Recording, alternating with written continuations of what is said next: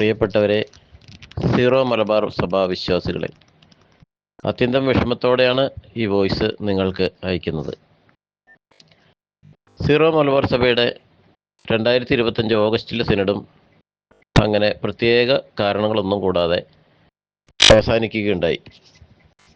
പ്രത്യേക തീരുമാനങ്ങളൊന്നും എടുക്കാതെ സഭാ സംബന്ധമായ സീരിയസ് ആയിട്ടുള്ള വിഷയങ്ങളൊന്നും കൈകാര്യം ചെയ്യാതെ അധികാരം നിലനിർത്താനുള്ള തത്രപ്പാടിലായിരുന്നു എല്ലാ മെത്രാന്മാരും. സീറോ മലബാർ സഭ ഒരു സ്വതന്ത്ര സഭയായതുകൊണ്ടും സ്വതന്ത്ര സഭ അപേക്ഷിച്ചാൽ മാത്രമേ വത്തിക്കാൻ അതിൽ നടപടിയെടുക്കുകയുള്ളൂ എന്നുള്ള ഉറച്ച ബോധ്യമുള്ളതുകൊണ്ടും നമ്മുടെ സിനഡ് പിതാക്കന്മാർക്ക് ഓയിൽ ഊറ്റുന്നത് പാളയിൽ എന്ന് പറഞ്ഞ പോലെ ലാഭകരമായിട്ടാണ് ഇവർ ഈ ബിസിനസ് മുമ്പോട്ട് കൊണ്ടുപോകുന്നത്.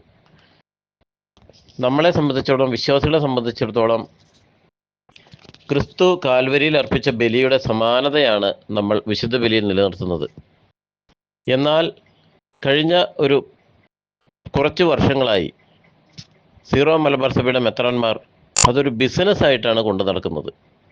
അധികാരത്തെ നിലനിർത്താനുള്ളൊരു ബിസിനസ്സും തങ്ങളുടെ ശിങ്കരന്മാരെ അധികാര സ്ഥാനങ്ങളിൽ സഹായ മെത്രാന്മാരെ നിയമിക്കുകയും അതുവഴി തങ്ങൾക്ക് കൂടുതൽ ഊർജവും കൂടുതൽ സപ്പോർട്ടും ലഭിക്കുന്നതിന് വേണ്ടിയും തങ്ങളുടെ ചാർച്ചക്കാരെയും തങ്ങളുടെ സിൽബന്ദികളെയും തങ്ങളുടെ എല്ലാ മ്ലേച്ഛതകൾക്കും അനുസരണക്കേടിലും തങ്ങളുടെ എല്ലാ കൊള്ളരുതായ്മയ്ക്കും കൂട്ടുനിൽക്കുന്ന പുരോഹിതരെ അവർ മെത്രാന്മാരായി നിയമിതനാക്കുന്നു. സാധാരണഗതിയിൽ ഒരു സിനഡ് നടക്കുമ്പോൾ പരിശുദ്ധാത്മാവാണ് സഭയെ നിയന്ത്രിക്കുന്നത് എന്നുള്ള ഉത്തമ ബോധ്യം കഴിഞ്ഞ 4-5 വർഷം മുൻപ് വരെ വിശ്വാസികളുടെ ഇടയിലുണ്ടായിരുന്നു.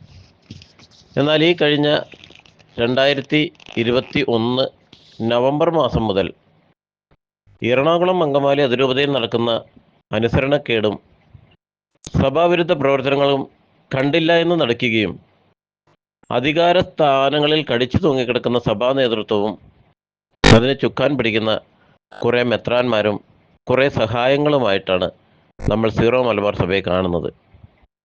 ഇതിനൊരു അവസാനം, ഇതിനൊരു അറുതി വരുത്തണമെങ്കിൽ സീറോ മലബാർ സഭയിലെ 60 ലക്ഷത്തോളം വരുന്ന വിശ്വാസികൾ ഒറ്റക്കെട്ടാവണം. എല്ലാ രൂപതയിലും നാട്ടുരാജാക്കന്മാരെ പോലെ സ്വന്തം രൂപതയിലെ കാര്യങ്ങൾ നിയന്ത്രിക്കുക വഴി മെത്രാന്മാർ തങ്ങളുടെ സഹവൈദികരെയും തങ്ങളുടെ ഇടവകളെ വിശ്വാസികളെയും ഒരുപക്ഷെ കൂടെ നിർത്തിയിട്ടുണ്ടാവും.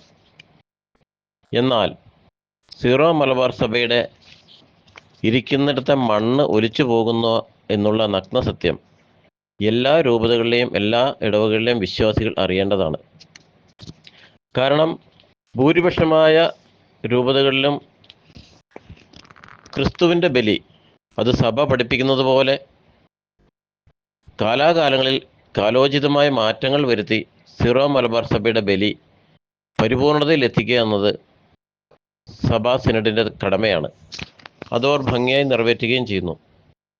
1999 രൂപീകൃതമായ അല്ലെങ്കിൽ പഠനവിധേയമാക്കിയ സീറോ മലബാർ സഭയുടെ പുതിയ കുർബാനക്രമം നിലവിൽ വരുത്താൻ 26 വർഷങ്ങൾ പിന്നിട്ടിട്ടും സാധിച്ചില്ല എന്നുള്ളത് അത്യന്തം ഖേദകരവും പ്രതിഷേധാർഹവുമാണ്. എന്തുകൊണ്ട് 34 രൂപതയിലെ ഇടവക ജനങ്ങൾ ഇതിനെതിരെ പ്രതികരിക്കുന്നില്ല? തങ്ങൾക്ക് ഏതെങ്കിലും ഒരു ബലിമതി, അല്ലെങ്കിൽ എങ്ങനെയെങ്കിലും ഒരു കുർബാന കൂടി കടമ നിർവഹിച്ചാൽ മതി എന്ന് ചിന്തകൊണ്ടാണോ? എന്നാൽ നിങ്ങളൊന്ന് ഓർത്തുകൊള്ളുക, ദൈവസന്നിധിയിൽ ഈ മൗന സമ്മതത്തിന് ഒരുപാട് വിലകൾ നിങ്ങൾ കൊടുക്കേണ്ടി വരും. നമ്മളുടെ സഭാ നേതൃത്വം 34 രൂപതകളിലും ഏകീകൃത വിശുദ്ധ കുർബാന അർപ്പിക്കാൻ ശ്രമിച്ചപ്പോൾ 35 രൂപതകളിൽ 34 അത് കൈക്കൊണ്ടപ്പോൾ ഒരു രൂപതകളിലെ അസംഘടിതരായ ചില വൈദികരും ചില സഭാവിരുദ്ധരായ വൈദികരും ചില പള്ളികൾ കൊണ്ട് ജീവിക്കുന്ന മുട്ടാളന്മാർ ഉൾപ്പെടെയുള്ള അൽമായ നേതൃത്വത്തിലെ ചില വ്യക്തികളും ചേർന്ന് ഈ കുർബാന കടമത്തെ എറണാകുളം അങ്കമാലി അതിരൂപതയിൽ അട്ടിമറിക്കുകയുണ്ടായി.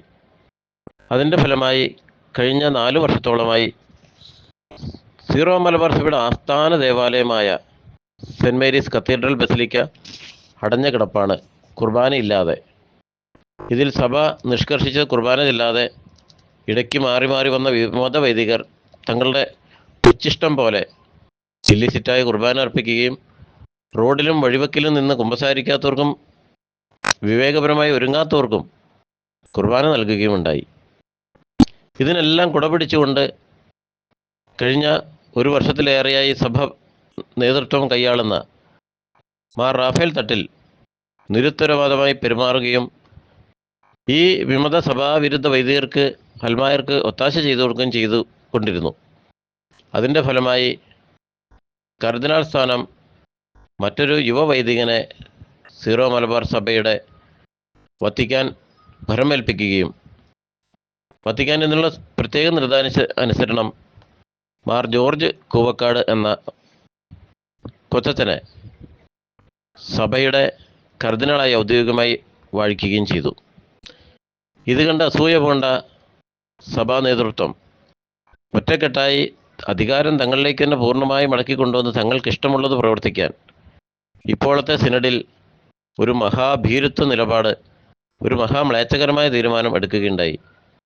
സഭയുടെ ഏകീകൃത കുർബാന എറണാകുളം അങ്കമാലി അതിരൂപതയിൽ നടപ്പാക്കുക ചെയ്തില്ല എന്ന് മാത്രമല്ല,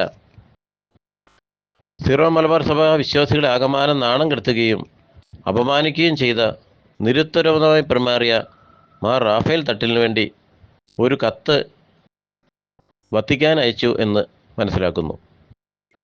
അതിപ്രകാരമാണ് തങ്ങളുടെ മേജർ ആർച്ച് ബിഷപ്പിനെ കർദിനാൾ സ്ഥാനം നൽകി ആദരിക്കണം എന്നുള്ളതാണ് അതിൻ്റെ മുഖ്യ അജണ്ട. സഭാ നിലപാട് എത്ര മ്ലേച്ഛകരമാണെന്ന് ഇതിനാൽ നമ്മൾ മനസ്സിലാക്കേണ്ടതാണ്. സീറോ മലബാർ സഭാ നേതൃത്വമേ, നിങ്ങൾക്ക് അല്പമെങ്കിലും ഉളുപ്പുണ്ടോ? തെക്ക് വടക്ക് കിഴക്ക് പടിഞ്ഞാറ് എന്ന് മറുപടി കൂട്ടിക്കൊണ്ടിരുന്ന എല്ലാ തെക്കന്മാരും വടക്കന്മാരും കിഴക്കന്മാരും പടിഞ്ഞാറന്മാരും ഇപ്പോൾ ഒറ്റക്കെട്ടായി അധികാരത്തിനു വേണ്ടി മാത്രം ക്യൂ നിൽക്കുന്ന ഒരു മഹാമ്ലേച്ഛകരമായ കാഴ്ചയാണ് ഇപ്പോൾ സീറോ മലബാർ സഭയിൽ നടമാടുന്നത്. ഉത്തരവാദിത്വമില്ലാതെ പെരുമാറിയ റാഫേൽ തട്ടിൽ പിതാവിന് എങ്ങനെ കർദിനാൾ സ്ഥാനം കൊടുക്കണം? ഇതുകൊണ്ട് നിങ്ങൾ ഉദ്ദേശിക്കുന്നത് എന്താണ്? വിവേകമില്ലാത്തവരും വിവേകശൂന്യതകളുമായ കന്യകമാർക്ക് വിളക്കിൽ എണ്ണ കൊളുത്താതെ കർത്താവ് മാറ്റി നിർത്തിയത് എന്തിനാണ്? അതുപോലെയാണ് റാഫേൽ തട്ടിലിനെ സഭയിൽ നിന്നും ഒരു പുരോഗതിയും ഒരു സ്ഥാനക്കയറ്റവും കൊടുക്കാതെ അദ്ദേഹത്തിന് കർദിനാൾ സ്ഥാനം നിഷേധിച്ചത്. അത് അദ്ദേഹത്തിൻ്റെ കയ്യിലിരിപ്പ് കൊണ്ടും അദ്ദേഹത്തെക്കുറിച്ച് വ്യക്തമായ നിലപാട് വത്തിക്കാനുള്ളതുകൊണ്ടും ഇദ്ദേഹത്തെ കൊണ്ട് യാതൊരു പ്രയോജനമില്ലാമെന്ന് വത്തിക്കാൻ മനസ്സിലാക്കിയതുകൊണ്ട് മാത്രമാണ്. ഇനി സ്വയംഭരണാധികാരം എന്ന ആ ഒരു മഹാമേരുകൊണ്ട് വത്തിക്കാനെ വരുതിയിൽ നിർത്താമെന്ന് ചിന്തിക്കുകയാണെങ്കിൽ സീറോ മലബാർ സഭയിലെ വിശ്വാസികൾ ഒന്നാകെ ഒറ്റക്കെട്ടായി അടുത്ത സിനഡിനെ നിങ്ങൾ പോലീസിനെ എന്തു തന്നെ നിങ്ങളവിടെ സൈന്യത്തെ കാവൽ നിർത്തിയാലും വിശ്വാസികൾ ഒന്നടങ്കം അവിടെ അതിക്രമിച്ച് അവിടെ കയറി വന്ന് നിങ്ങളുടെ അരപ്പട്ടയും നിങ്ങളുടെ സ്ഥാനീയ ചിഹ്നങ്ങളും ബലമായി ഊരിമേടിക്കുമെന്നും നിങ്ങളെ ഒന്നിനും കൊള്ളാത്ത കറിവേപ്പില പോലെ പുറത്തേക്ക് വലിച്ചെറിയുമെന്നും നിങ്ങൾ ഓർക്കുന്നത് വളരെ നന്നായിരിക്കും. കാരണം എല്ലാ വിശ്വാസികളുടെയും ക്ഷമ അസ്തമിച്ചു കഴിഞ്ഞിരിക്കുന്നു. നിങ്ങളിൽ നിന്നൊരു നീതി ഇനി ലഭിക്കുകയില്ല എന്ന് വിശ്വാസികൾക്ക് പൂർണ്ണ ബോധ്യമായിരിക്കുന്നു. നിങ്ങളുടെ ഭരണം ഞങ്ങൾ വെറുക്കുന്നു. നിങ്ങളുടെ സഭാ നേതൃത്വം ഞങ്ങൾ ആഗ്രഹിക്കുന്നില്ല. സീറോ മലബാർ സഭ വിശ്വാസികൾക്ക് വേണ്ടി ഞങ്ങൾ ഓരോരുത്തരും നിങ്ങളോട് ഒരിക്കൽ കൂടി മുന്നറിയിപ്പ് നൽകുകയാണ്. അടുത്ത ഒരു സിനഡ് നിങ്ങൾ സ്വപ്നം കാണുന്നുണ്ടെങ്കിൽ അത് ദിവാസ്വപ്നം പോലെ ആയിരിക്കും. നിങ്ങളിനി വിശ്വാസികളുടെ പണം കൊണ്ട് ഒരു കട്ടൻ ചായ പോലും നിങ്ങൾ മൗണ്ടിൽ കുടിക്കുകയില്ല. ഇത് വിശ്വാസികൾ നൽകുന്ന മുന്നറിയിപ്പാണ്. നിങ്ങളുടെ സ്ഥാനീയ ചിഹ്നങ്ങളെല്ലാം ബലമായി തന്നെ ഊരിമേടിച്ച് ആൽമായർക്ക് ദാനം ചെയ്ത് ആൽമായർ സഭയെ ഭരിക്കുന്ന വലിയ ഒരു കാഴ്ച നിങ്ങൾ ദൃക്സാക്ഷികളാകേണ്ടി വരും. ഇത് വലിയൊരു മുന്നറിയിപ്പായിട്ട് നിങ്ങൾ കാണേണ്ടതാണ്. ഇല്ലാത്ത പക്ഷം നിങ്ങളുടെ സഭയോടോ ചേർന്ന് പ്രവർത്തിക്കാൻ നിങ്ങൾ 52 മെത്രാന്മാരും ഇപ്പോൾ വാഴിച്ച 5 മെത്രാന്മാരും മാത്രമേ ഉണ്ടാവുകയുള്ളൂ. വിശ്വാസികൾ ഒന്നടങ്കം നിങ്ങളുടെ പിന്നിൽ നിന്നും നിങ്ങളുടെ മുന്നിലേക്ക് കയറി വന്ന് നിങ്ങളുടെ അധികാരങ്ങൾ പിടിച്ചെടുക്കുകയും സീറോ മലബാർ സഭ വളരെ ക്രിസ്തുവിന് പ്രിയപ്പെട്ടതായി ഭരിക്കുകയും സഭ ഐക്യത്തോടെ മുൻപോട്ട് പോവുകയും ചെയ്യും. അതിന് വിശ്വാസികളെ പ്രേരിപ്പിക്കാതിരുന്നാൽ മെത്രാന്മാർക്ക് നല്ലത്. നിങ്ങൾ നീതിയുക്തമായ നടപടികളിലേക്ക് തിരികെ പോവുക. ഫ്രാൻസിസ് പാപ്പ പറഞ്ഞ പോലെ നിങ്ങൾ ഒരു ചുവട് പിന്നിലേക്ക് വയ്ക്കുക. നിങ്ങൾ മുൻപിലേക്ക് വെച്ച ചുവട് നരകാഗ്നിക്ക് അർഹമായ ചുവടാണ്. അത് പിന്നിലേക്ക് വെച്ച് നിത്യജീവൻ്റെ ചുവടുകളിലാക്കി മാറ്റുക.